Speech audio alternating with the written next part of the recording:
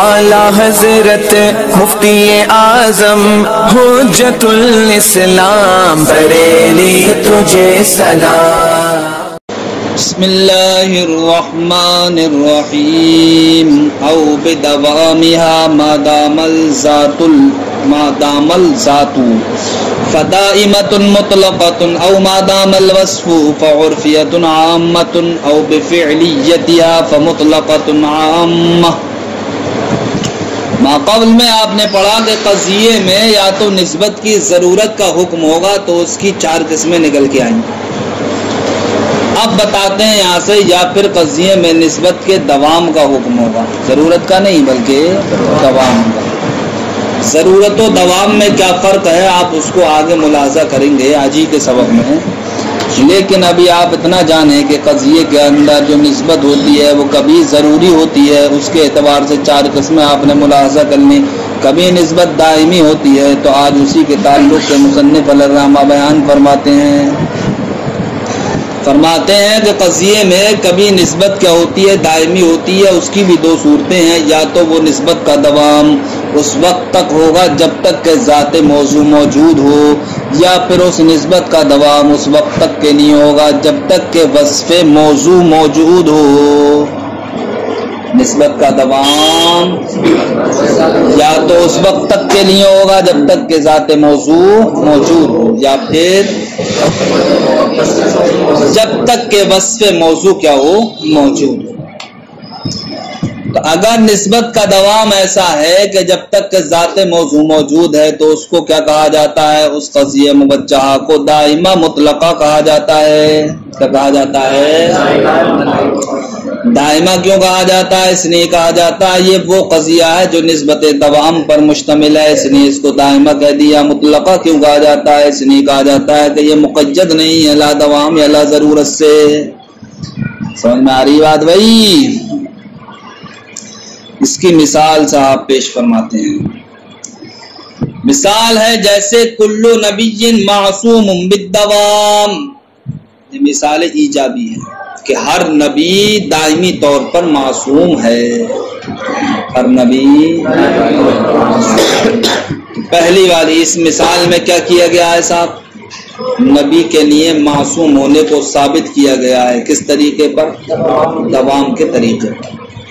سلب کی مثال جیسے کہ لا شیء من الملک بعاص بالدوام، کہ فرشتوں میں سے کوئی بھی نافرمان نہیں ہے دائمی طور پر، فرشتوں میں سے کوئی بھی۔ اس مثال میں جناب والا فرشتوں سے نافرمانی کی نفی کی گئی ہے، کس طریقے پر؟ دوام کے طریقے پر۔ لہذا اس قضیے کو ہم کیا کہیں گے؟ قضیہ موجہہ دائمہ مطلقہ۔ قضیہ موجہہ دیکھو صاحب نیچے فدائمۃ مطلقۃ، اس سے پہلے ایک لائن اور رہ گئی بدوامہا ای بدوام النسبتی، یعنی کہ قضیے میں یا تو نسبت کا دوام ہوگا، یعنی کہ جس طریقے سے حکم نسبت کی ضرورت کا تھا اسی طریقے سے حکم نسبت کے دوام کا ہوگا۔ عطف علی قولہ بضرورت النسبتی، بدوامہا کا عطف کائے پر ہے؟ مصنف کا قول بضرورت النسبتی پر ہے۔ فدائمۃ مطلقۃ ہی التی حکم فیہا بدوام النسبۃ ما دام ذات الموضوع موجودۃ، دائمہ مطلقہ وہ قضیہ ہے کہ جس میں نسبت کے دوام کا حکم لگایا جائے جب تک کہ ذات موضوع موجود ہو، جیسے کل نبی معصوم بالدوام لا شیء من الملک بعاص بالدوام فقد حکم فی المثال الاول، تو پہلی والی مثال میں حکم لگایا گیا ہے بدوام ثبوت العصمت للنبی، نبی کے لیے عصمت کے ثبوت کے دوام کا، وفی الثانی اور دوسری والی مثال میں بدوام سلب العصیان عن الملک، فرشتوں سے نافرمانی کے سلب کے دوام کا۔ وَإِنَّمَا سُمِّيَتْ، اس قضیے کا نام دائمہ مطلقہ کیوں رکھا؟ فرماتے ہیں اس لیے رکھا دائمہ تو اس لیے رکھا لِاجْتِمَالِهَا عَلَى الدَّوَامِ کہ یہ مشتمل ہے دائیں پر نسبت دوام پر، ومطلقہ اور مطلقہ کیوں رکھا؟ لِأَنَّ الدَّوَامَ فِيهَا غَيْرُ مُقَيِّدٍ بِوَصْفٍ أَوْ وَقْتٍ، اس لیے کہ جناب والا دوام اس میں مقید نہیں ہے وصف کے ساتھ یا وقت کے ساتھ۔ والفرق بین الضرورت والدوام، یہاں سے شارح ضرورت اور دوام کے درمیان فرق کو اجاگر فرماتے ہیں. ان دونوں کی تعریف ذہن نشین کر لیں گے، فرق خود بخود اجاگر ہو جائے گا. ضرورت کس کو کہتے ہیں، دوام کس کو کہتے ہیں، اس کو آپ ذہن نشین کریں. ضرورت کہتے ہیں کسی کا کسی شے کا کسی شے سے جدا ہونا محال ہو، کسی شے کا کسی شے سے جدا ہونا کیا ہو، محال ہو، اس کو کہا جاتا ہے ضرورت. جہاں پر جناب والا کسی شے کا کسی شے سے جدا ہونا محال تو نہ ہو لیکن جدا بھی نہ ہوتی ہو، محال نہ ہو لیکن جدا بھی نہ ہوتی ہو، اس کو کہا جاتا ہے دوام. تو ضرورت کس کو کہیں گے کہ کسی شے کا کسی شے سے جدا ہونا جہاں محال ہو اس کو کہا جاتا ہے ضرورت، اور جہاں پر کسی شے کا کسی شے سے جدا ہونا محال نہ ہو لیکن جدا بھی نہ ہوتی ہو اس کو کہا جاتا ہے دوام. اس کو کیا کہا جاتا ہے، دوام. مثلا لائٹ گئی فوراً آ گئی، لائٹ گئی فوراً آ گئی، تو بتاؤ اندھیرا محسوس ہوگا؟ ارے گئی آ گئی، یہ پتا چلا کہ ہاں لائٹ کٹی تھی، اس کا کنیکشن کٹا تھا، لیکن یہ بتاؤ روشنی میں کوئی کمی آئے گی؟ روشنی کا دوام رہے گا نہیں رہے گا؟ ارے میرے پیارے بند کر فوراً کھول دے لائٹ، اندھیرا محسوس ہوگا کمرے میں؟ ارے جب زیادہ دیر بند کرو گے تب اندھیرا محسوس ہوگا، سمجھ گئے؟ اور جب فوراً بند کرتے ہی کھول دیا اندھیرا محسوس نہیں ہوگا آپ کو. تو یہاں پر جناب والا اس کو کہا جائے گا دوام. اس کو کیا کہا جائے گا؟ جہاں پر بالکل بھی قطع نہ ہو، بالکل بھی کنیکشن نہ کٹے اس کو کہا جاتا ہے ضرورت. اس کو کیا کہا جاتا ہے؟ تو دوام میں بھی جناب والا کیا ہوتا ہے، جدا نہ ہونا پایا جاتا ہے، لیکن اس میں اگر جدائیگی ہو جائے تو وہ جدائیگی دوام کے منافی نہیں ہوتی ہے. جس طریقے سے فوراً لائٹ کا چلا جانا فوراً آ جانا یہ روشنی کے نہ ہونے کے، یہ روشنی کے ختم ہونے کے منافی نہیں ہے، یہ روشنی کے منافی نہیں ہے، روشنی کے منافی نہیں ہے. تو ضرورت و دوام میں فرق جو نکل کے آئے گا وہ یہ نکل کے آئے گا کہ دوام عام ہوگا اور ضرورت کیا ہوگی، خاص ہوگی. ضرورت کا تحقق صرف اور صرف اسی صورت میں ہوگا جب کہ کوئی شے کسی سے جدا ہی نہیں ہوتی ہو، برخلاف دوام کے کہ دوام کا تحقق اس وقت بھی ہو جائے گا کہ لمحہ بھر کے لیے جدا ہوئی، سمجھ گئے؟ لمحہ بھر کے لیے جدا ہوئی تب بھی اس کو دائمی شے کہا جائے گا، اور اس کو بھی دائمی کہا جائے گا جو بالکل بھی جدا نہ ہو، جو بالکل بھی جدا نہ ہو. تو ضرورت کا ایک فرد ہوا اور دوام کے دو فرد ہوئے. بہرحال اس کو بآسانی آپ تعریف کے ذریعے سمجھا سکتے ہیں. وہ تعریف ذہن نشین رکھنا کہ ضرورت کس کو کہتے ہیں کہ کسی شے کا کسی شے سے جدا ہونا جہاں محال ہو، اور دوام کس کو کہتے ہیں کہ کسی شے کا کسی شے سے جدا ہونا محال تو نہ ہو لیکن جدا نہ ہوتی ہو. والفرق بین الضرورت والدوام، ضرورت و دوام کے درمیان فرق یہ ہے کہ ان الضرورت ہی استحالت و انفکاک شیء عن شیء، ضرورت کہتے ہیں کہ جناب والا ایک شے کا دوسری شے سے جدا ہونا محال ہو، ایک شے کا دوسری شے سے.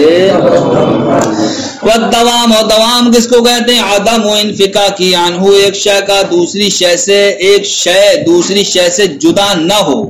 وَإِن لَّمْ يَكُن مُسْتَحِيلًا، اگرچہ یہ جدائیگی محال نہ ہو. فالدوام عام من الضرورت، تو دوام جناب والا یہ ضرورت سے کیا ہے، عام ہے، یعنی کہ دوام کے دو فرد ہو جائیں گے اور ضرورت کا صرف اور صرف ایک ہی فرد، یعنی کہ جب جب ضرورت پائی جائے گی دوام ضرور پایا جائے گا. ایسا نہیں ہے جہاں دوام ہو وہاں ضرورت بھی ہو، سمجھ گئے؟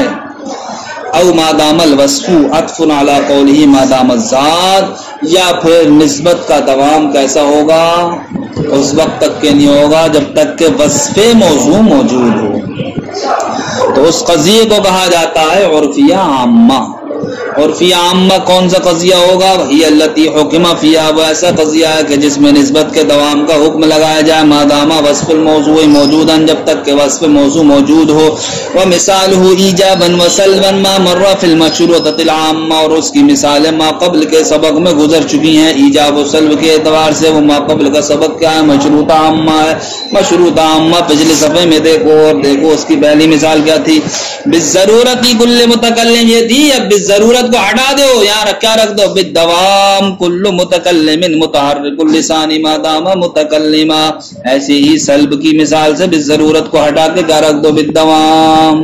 بتاؤ شارٹ کٹ میں سب کچھ چل جائے تمہارا۔ تو اس کا نام کیا رکھتے ہیں صاحب؟ مشروع عرفیہ عامہ رکھتے ہیں۔ فرماتے ہیں عرفیہ عامہ میں آپ نے یہ کہہ دیا کہ اس کی مثالیں وہی ہیں جو مشروطہ عامہ میں گزری، تو پھر مشروطہ عامہ اور عرفیہ عامہ میں فرق کیا رہ جائے گا؟ تو فرماتے ہیں فرق ایسا ہی ہے جیسا کہ ابھی ضرورت و دوام کے درمیان فرق کو ملاحظہ کیا، وہی عرفیہ عامہ اور مشروطہ عامہ کے درمیان ہے کہ عرفیہ عامہ کیا ہو جائے گی؟ یہ عام ہو جائے گی، یعنی کہ اس کے دو فرد ہو جائیں گے، اور مشروطہ عامہ یہ خاص ہو جائے گی۔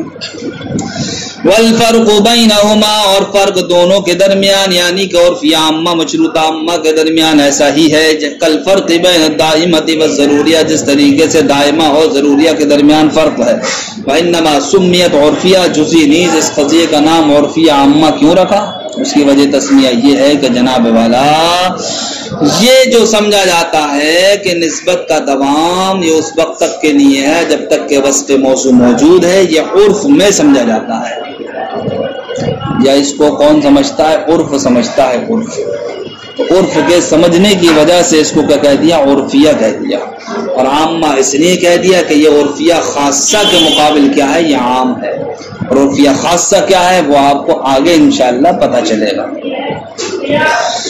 وَإِنَّمَا سُمِّيَتْ عُرْفِيَّةً جُزْئِيًّا، اس قضیہ کا نام عرفیہ رکھا لِأَنَّكَ، اس لیے کہ آپ اذا قلتا جواب نے کہا کل متکلم متحرک اللسان ما دام متکلما یفہم فی العرف، تو عرف میں سمجھا جائے گا کہ ان ثبوت تحرک اللسان کے زبان کو حرکت دینے کا ثبوت لذات المتکلم، ذات متکلم کے لیے، لیس دائما، یہ دائمی نہیں ہے، بل ما دام متکلما، بلکہ اس وقت تک کے لیے ہے جب تک کہ وہ متکلم ہے، تو عرف میں سمجھا جاتا ہے نا۔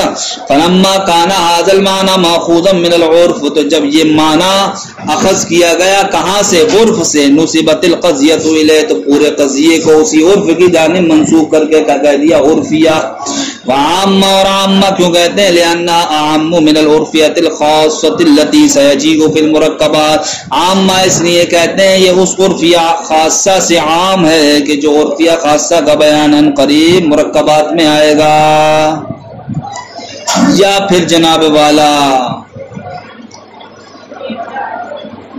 ابھی آپ نے کیا ملاحظہ کیا؟ قضیے میں یا تو نسبت کی ضرورت کا حکم ہوگا، تو چار قسمیں نکل کے آئیں، یا پھر قضیے میں نسبت کے دوام کا حکم ہوگا، یا پھر جناب والا قضیے میں نسبت کی فعلیت کا حکم ہوگا، نسبت کی کائے کا حکم ہوگا۔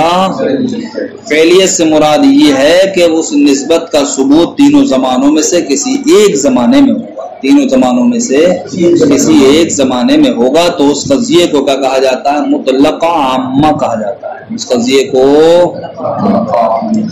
او بفعلیت عطف علی قولہ بضرورت النسبت، یا پھر نسبت کا حکم جو ہوگا وہ نسبت کی فعلیت کے اعتبار سے ہوگا، یہ معطوف ہے کائے پر مصنف کا قول بضرورت النسبت، یعنی کہ اب تین طرح کی نسبت ہو گئی، یا تو نسبت کی ضرورت کا حکم ہوگا، یا نسبت کے دوام کا حکم ہوگا، یا نسبت کی فعلیت کا حکم ہوگا۔ تو اس کا نام مطلقۃ عامۃ، مطلق عامہ رکھا جاتا ہے۔ تو مطلق عامہ کس قضیے کو کہیں گے؟ ہی التی حکم فیہا بفعلیت النسبت، مطلق عامہ وہ قضیہ ہے کہ جس میں جناب والا نسبت کی فعلیت کا حکم لگایا جائے، یعنی کہ نسبت کے ثبوت یا نسبت کے سلب کا حکم لگایا جائے، فی احد الازمنۃ الثلاثہ، تینوں زمانوں میں سے کسی ایک میں، جیسے اس کی مثال ایجاب میں کل انسان متنفس بالفعل، ہر انسان سانس لینے والا ہے بالفعل، یعنی تینوں زمانوں میں سے کسی ایک میں شلب میں اس کی مثال لا شیء من الانسان بمتنفس بالفعل، کہ انسان میں سے کوئی بھی جناب والا سانس لینے والا نہیں ہے بالفعل، یعنی کہ تینوں زمانوں میں سے کسی ایک زمانے میں. فقد حکم فی المثال الاول، تو پہلی والی مثال میں حکم لگایا گیا ہے ان ثبوت تنفس للانسان بالفعل، اس بات کا کہ انسان کے لیے سانس لینے کا ثبوت بالفعل ہے.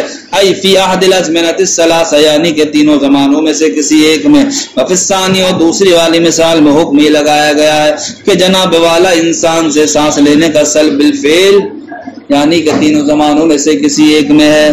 وانما سمیت مطلقۃ جزئین، اس کا نام مطلقہ کیوں رکھا؟ تو اس لیے رکھا یہ قضیہ اذا اطلقت، جب بولا گیا، ولم تقید بالضرورہ، اور جناب والا ضرورت سے یہ مقید نہیں ہوا، وغیرہ، اور نہ ہی ضرورت کے علاوہ، یعنی کہ نہ دوام سے مقید ہوا، تو گویا کہ سمجھا گیا کہ یہ قضیہ کیا ہے؟ مطلق ہے.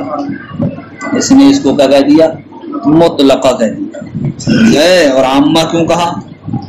اس لیے کہ صاحب یہ وجودیہ لا دائمہ اور وجودیہ لا ضروریہ سے کیا ہے؟ عام ہے. وجودیہ لا دائمہ، وجودیہ لا ضروریہ کس بلا کا نام ہے؟ یہ آگے آپ مرکبات میں ملاحظہ کریں گے. فرماتے ہیں وَإِنَّمَا سُمِّيَتْ جُزْئَيْنِ، اس قضیہ کا نام مطلقہ رکھا کیوں؟ لأن القضیۃ، اس لیے کہ قضیہ اذا اطلقت، جب بولا گیا، ولم تقید بالضرورہ وغیرہ، اور اس کو مقید نہیں کیا گیا ضرورت اور ضرورت کے علاوہ سے، یفہم منہا، تو اس سے سمجھا گیا فعلیت النسبت، نسبت کی فعلیت کو، یعنی کہ اس بات کو سمجھا گیا کہ اب نسبت جناب والا کسی نہ کسی ایک زمانے میں ہے. جب نسبت کی ضرورت نہیں ہے، جب نسبت کا دوام نہیں ہے، تو اس کا مطلب یہ ہے کہ اب کسی ایک زمانے میں. وعام، اور عامہ نام رکھا گیا لأنہ، اس لیے کہ عام من الوجودیت لا دائمہ، کہ یہ جناب والا وجودیہ لا دائمہ سے والوجودیت لا ضروریہ، اور وجودیہ لا ضروریہ سے کیا ہے؟ یہ عام ہے. کما ستعرف فی المرکبات، جیسے کہ ان قریب آپ مرکبات میں جان لیں گے. ایک اور مسئلہ واضح کرتے ہیں شارح کہ مطلقہ عامہ بھی آپ نے جانا اس قضیے کو کہا جاتا ہے کہ جس میں نسبت کی فعلیت کا حکم لگایا جائے. نسبت کی فرماتے ہیں کہ اگر کوئی قضیہ ایسا ہے کہ جس قضیے میں محمول جناب والا یا تو ماضی ہے یا حال ہے یا مستقبل ہے، تو اس قضیے کو کیا کہیں گے؟ ارے ماضی ہونے کی وجہ سے ایک معین زمانے پر دلالت کی نہیں کی، حال ہونے کی وجہ سے ایک معین زمانے پر دلالت کی، مستقبل ہونے کی وجہ سے ایک معین زمانے پر دلالت کی. تو دیکھو ایک زمانہ پایا گیا نہیں پایا گیا اس قضیے میں بھی. تو فرماتے ہیں اس قضیے کو بھی مطلقہ عامہ کہیں گے، اس لیے کہ مطلقہ عامہ کہتے اس قضیے کو جس میں نسبت کی فعلیت کا حکم لگایا جائے. فعلیت کا مطلب کیا ہے؟ کہ جس میں نسبت کسی ایک زمانے میں ہو. اب یہاں پر بھی محمول جب ماضی ہو گیا تو ایک زمانہ ہو گیا نہیں ہو گیا، محمول جب حال ہو گیا ایک زمانہ ہو گیا نہیں ہو گیا، محمول جب مستقبل ہو گیا تو ایک زمانہ پا لیا گیا نہیں پا لیا گیا. اس لیے ہر وہ قضیہ کہ جہاں پر محمول کیا ہو، ماضی ہو یا حال ہو یا مستقبل ہو، تو اس کو کیا کہیں گے؟ مطلقہ عامہ کہیں گے. وعلم، آپ جان لیجیے ان القضیۃ الحملیہ، کہ قضیہ حملیہ اذا کان المحمول فیہا، جب اس میں محمول کیا ہو؟ فعل ماضی ہو، اور حال یا حال ہو، مستقبلا یا مستقبل ہو، فہی تکون مطلقۃ عامۃ، تو وہ قضیہ کیا کہلائے گا؟ مطلقہ عامہ کہلائے گا. کیوں؟ لأن الحکم فیہا مقید بعد الازمنۃ الثلاثہ، اس لیے کہ جناب والا اس میں حکم مقید ہے تینوں زمانوں میں سے کسی ایک کے ساتھ. جیسے سخر الشمس والقمر، اللہ رب العزت نے چاند و سورج کو مسخر کر دیا. اللہ رب العزت نے، یا یہ کہو آپ سخر الشمس والقمر، سورج اور چاند کیا ہے؟ مسخر ہو گئے. یعنی کہ سورج اور چاند کو مسخر ہونے کا مطلب یہ ہے کہ اللہ رب العزت نے ان کو بھی آپ کے لیے بنایا ہے، تو آپ ان پر بھی کیا کر سکتے ہیں؟ جا سکتے ہیں، ان پر بھی پہنچ سکتے ہیں. تو یہاں آپ محمول کو آپ کیسے ملاحظہ کریں گے؟ محمول کو آپ کے ساتھ محمول کیا ہے اس میں؟ بتاؤ مجھے ڈھونڈ کے محمول کون سا ہے اس میں؟ سخرہ محمول کہتے ہو گئے تو پہلے ہی آ گیا. شمس محمول ہے، واہ. قمر محمول ہے، واہ. آپ ایک ہو چو جہاں پر سخرا محمول بئی معنی ہے کہ الشمس والقمر یہ دونوں کے دونوں فاعل ہونے کی وجہ سے کیا بن گئے؟ یہ موضوع ہو گئے. فاعل ہونے کی وجہ سے، وہ فعل ہونے کی وجہ سے کیا ہے؟ محمول ہے. فعل ہونے کی وجہ سے اب ہر جگہ جملہ اسمیہ والا ہی محمول تھوڑی ڈھونڈو گے، جو خبر ہوگا وہی بنے گا محمول. اب یہ جملہ فعلیہ ہے تو جملہ فعلیہ میں محمول فعل بنے گا. ایسے ہی دیکھو کل یجری لاجل مسمى، کل یجری ہر ایک مدت معینہ تک دوڑ رہا ہے. کل یجری ہر ایک دوڑ رہا ہے لاجل مسمى کائے کے لیے؟ مدت معینہ کے.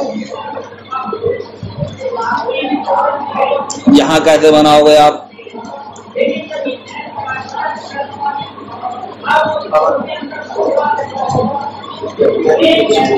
کلن کو مبتدا بنا دو، یجری لاجل مسمى اس کو بناؤ الگ خبر.